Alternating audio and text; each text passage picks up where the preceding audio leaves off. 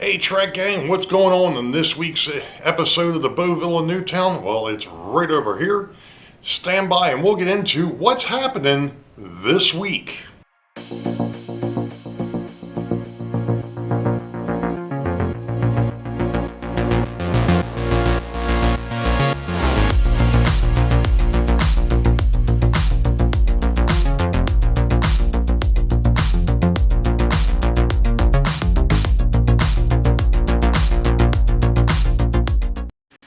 Well, hello Track Gang, and welcome to episode 34 for 2024. Happens to be December the 12th of 2024. Actually, it's December the 11th, I'm sorry. I'm getting ahead of myself. I'm actually off work tomorrow for personal reasons. Anyway. So, and I'm sorry I just moved the camera. Because, as you can tell, or maybe not, I'm back here at the bench, and there's actually two reasons. One is, I went ahead last night and clear coated the brick that was out on the layout, at least part of it. The one that goes down the north end of Wakert Hill. I didn't mess with the south end yet, or the south end of the dam, because I gotta cut that up a little bit yet. So anyway, I've got the clear coat on, which needs 3 hours to dry, which it's had more than sufficient time, because I put that on last night at like 10 o'clock. So that should be good. So what I'm thinking of doing, before I actually start to paint that, is I want to come up with a better way, because I'm thinking part of the issue that I had with the paint that I was testing, I think it may have been a little bit too thin. So I'm going to try something that I think I've seen someplace before, and that is taking my scale, zeroing it out, putting some paint in there, and then putting water in there to the same 50, so that way I can come up with a absolute 50-50 mix. We're going to give it a shot. It's probably not an exact science, but we're going to give it a shot. It's what I've got at the moment. So I'm going to get things set up and see what we can do with that. Now, the other project is a bit of a kitbash, and that is this dude. Now, for those that have been around for a while know that this is an 89-foot open auto rack. I think these were probably in the 80s. Actually, it says this was built in 72, which is perfect. It was probably reworked in the 80s. The problem is it's too big for the layout. And most people would be like, well, then just, don't use it, or what have you. No, I've got to play. I am actually going to cut this thing into 3 different pieces, and then I'm going to glue it back together and make a car that is going to be a lot shorter than what it is now. Instead of it being 89 foot, I have to look at it, I think it's going to be closer to 60 foot. Which will be good, because like I said, it's just too long. That's longer than the passenger cars that I run, and it was causing a problem with where I have a couple of the buildings on the layout, which, okay, move the buildings. No, because I want them where I've got them.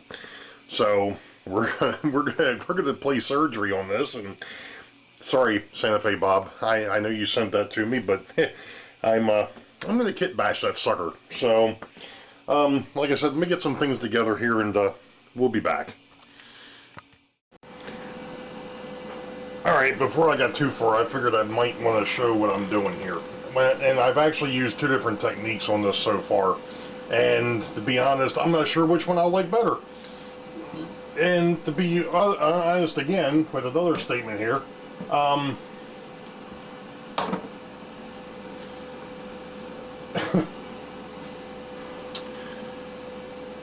what I was doing is I was painting this on and then taking one of those triangular sponges and wiping it back off.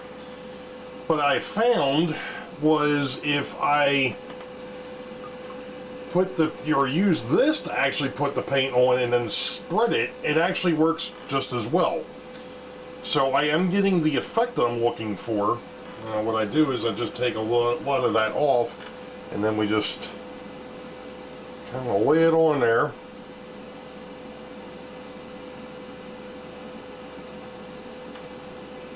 And kind of get it. It's one of those things, I guess you don't want it like even, but you also don't want it to look like a painter's drop cloth either. And that is one of the issues that I was having as I was messing with this the first time, doing this newer technique. And of course, for whatever reason, I can't seem to go in a straight line here. Of course, that's always been a problem. And of course, knowing when to stop wiping is also a good thing here too, because if you move it or manipulate it too much, it doesn't look right. I think I've got a pretty good mix there. I like that. So what I did do is I did mix this as a 50-50 mix, water to paint, and this is the Sandy Pale, I think is what it was called. Or no, this is the linen. The folk art linen is what I'm using in a 50-50 mix, water to pigment, and it seems to be working quite well. I'm quite pleased with how this is working out so far. I mean, if I don't like it, I can try to take it back off, or I can try to paint over it, or what have you. So we're gonna get a little bit of that off of there, and we'll do this last piece.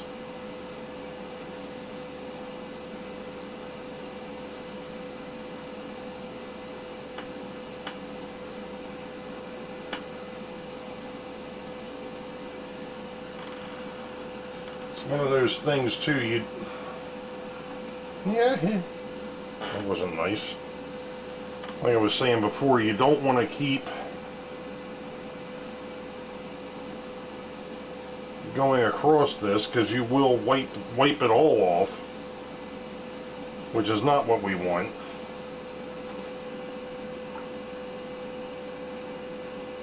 And by the way, that is just water that's in the back.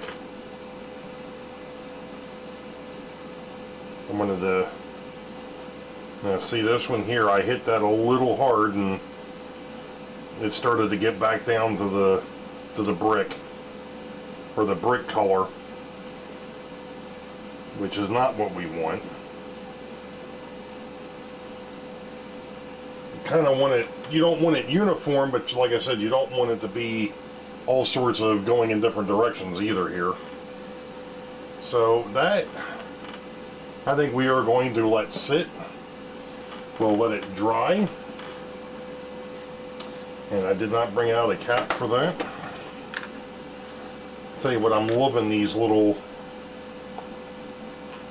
containers that came from, I think I got these at the dollar store.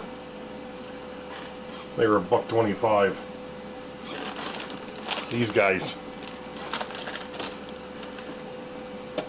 So we'll let that sit and see what it looks like. Alright, Trek Gang, I don't know how well this is going to show up, but I'm actually quite pleased with this. I mean, there's a little bit more white to it or tan to it than what I really wanted, but ultimately, I don't think in person it doesn't look too bad. I mean, there is some touch up that I probably ought to do, but basically what I did last night was a 50-50 mix of paint and water, and putting it on there with the sponge. I mean, you saw what I did, and taking it back off and so on and so forth. But I think this worked out real good, considering the fact that what hasn't been touched is still sitting down here. And the reason why this hasn't been messed with yet is the fact that I still need to do some trimming on this. So That's it for right now. I will be right back because I need to talk about something else, but we'll be back in a minute. Okay, as you can see now, I'm back at the desk. Just a reminder, this Sunday, 8 p.m. U.S. Eastern, my channel, Sidetrack Sunday, the Holiday Show. This ought to be interesting because we've got some things planned. The contest, I inadvertently made a mistake, and I had the date as the 14th, or I'm sorry, as the 15th. It should be the 14th at midnight, Saturday, the 14th, midnight. Contest is over. Right now we've got 10 participants, only one person in N scale. I have the link to the contest form in the description. So if you're interested in a 40-foot lumber-loaded flat car that is labeled for STS, check it out. Go ahead and put your answers in. I think there's going to be some changes to that.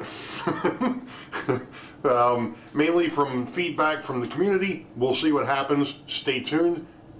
Check it out. Check in Sunday night, because there might be some other surprises too. But come in, hang out with us. It's the annual holiday show. More than likely, it's not going to go for an hour. More than likely, it's going to go a little long. We will see. Hopefully, you get a chance to check it out. Again, 8 p.m. U.S. Eastern, Sunday, December 15th, 2024, my channel. We will do the giveaways for the flat car. Of course, we don't actually have we've actually got the flat cars. They aren't painted yet, but trust me, John's working on them. So you all know the deal. Wait for the highball. Green tracks ahead. We'll catch you all next time. Be safe. God bless. We will see ya.